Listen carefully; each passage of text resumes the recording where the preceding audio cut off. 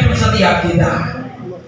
Tapi saudara, wujud atau bentuk orang bijaksana dan bentuk orang ketakutan itu sama, tetapi motivasinya berbeda, saudara. Saudara, suatu hari saya pergi keliling, saudara. Tuhan akan menyertai saya. Saya tahu penyakit apapun tidak bisa kena dalam hidup saya, selama itu perintah Tuhan, saudara. Saya tidak pernah diajar untuk cari penyakit, enggak, saudara ya. Atau habis ini sudah menantang-nantang, jangan, saudara.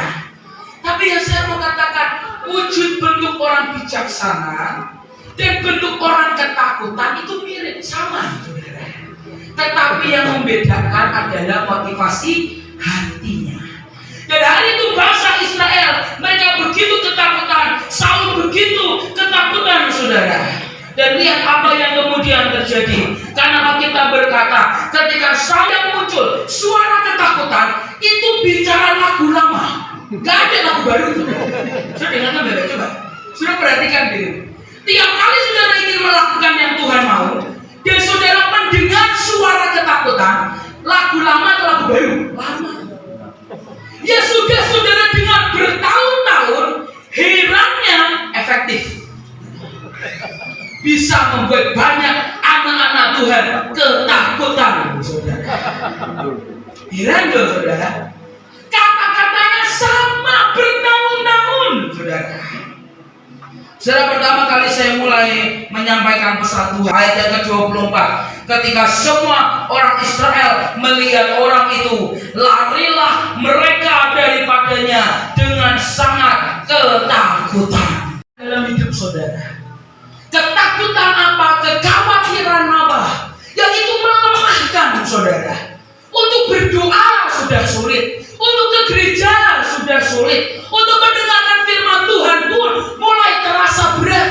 Kenapa? Saudara terus dengarkan perkataan intimidasi, perkataan ketakutan yang iblis lontarkan. Saudara, hari ini saya cuma mau berkata demi kasih Tuhan. Iblis itu cuma ngomong tak, saudara. Cuman bicara, cuman menggunakan kekuatan nafas abab. Kenapa saudara ketakutan? Bukankah kita berdiri bukan atas dasar perkataan iblis? Iblis itu mencuri, menipu. Apa yang dia katakan itu adalah tipuan dari iblis. Bukankah kita berdiri di atas kebenaran firman Tuhan? Dan di dalam Tuhan tidak ada ketakutan. Tapi saya sungguh berdoa, apa yang membuat engkau ketakutan? Karena ketika kita mendengarkan perkataan iblis dan kita mengiyakan, saudara, maka tanpa kita sadari kita menjadi saluran iblis untuk menakut-nakuti orang lain. Sudah pernah dapat kabar? Berita mungkin, wah ini menakutkan. Apa yang sudah lakukan? Sebar ke banyak orang. Kasih tahu tetangga-tetangga. Apa yang saudara sebarkan? Apakah ayo berdoa atau saudara? Hati-hati. Loh, saudara itu menebar ketakutan.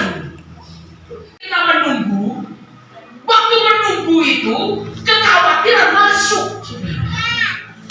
Apakah kita layak untuk menunggu? Apakah mungkin dia akan jadi? Apakah mungkin dia akan berhasil? Itu kan masuk. Itulah kenapa menanti-nantikan Tuhan perlu kekuatan. Makanya kita berkata, siapa yang menanti-nantikan Tuhan akan mendapat kekuatan yang baru. Kenapa? Karena menantikan itu perlu keperkasaan, saudara. Menyingkirkan semua suara ketakutan dan memilih menggemakan suara iman dalam hidup setiap kita.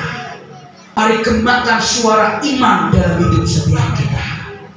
Suara ketakutan itu bukanlah sebuah kebenaran, saudara. Tapi apa yang Tuhan katakan dalam hidup kita, itulah kebenaran firman Tuhan.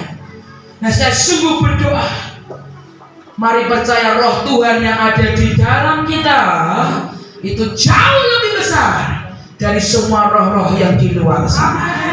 Ketika penipu mencoba mengintimidasi saudara, ketika iblis mencoba menggemakan suara ketakutan, balas dengan suara iman, saudara. perkatakan dengan iman, perkatakan firman Tuhan, dan berkata, Tuhan, aku memilih untuk mengikut Engkau, aku memilih untuk melakukan yang Engkau perintahkan. Aku tahu ketakutan sedang ada, tapi aku memilih untuk tinggal di dalam Engkau, dan di dalam Tuhan tidak ada ketakutan. Saya berdoa apapun yang menghentikan langkah saudara, mari terobos dengan Tuhan. Mari